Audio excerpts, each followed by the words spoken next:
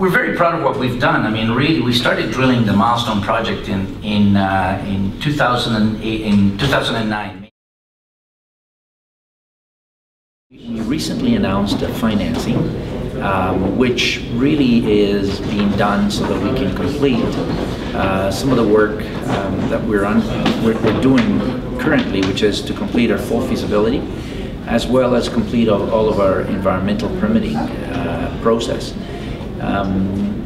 As you know, the markets have been very difficult, and raising money at this time has been a little bit complicated. But what we were able to do is basically reach out to our existing shareholders, the long-term investors, and we've managed to secure this financing, some of it from German investors as well, so that we can obviously see that work through, and also to continue to discuss with some of the potential partners that, you know, to have enough working capital so that we can perhaps secure, you know, the long-term goal, which is to secure the financing that is going to be required to build our potash mine.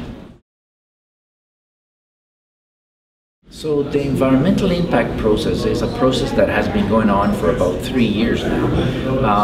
It's actually a prescribed process. You have to collect data on all kinds of environmental parameters.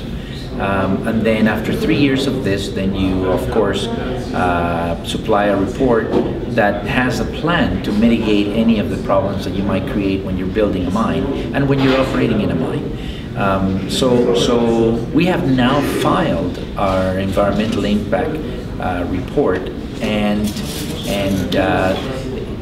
that report now has to go into a public evaluation time period of about 3 months. And once that is that time passes, then the government goes and they start issuing some of your approvals of your environmental plan. So we expect that by March of 2013 we will be finished with all of our environmental programs.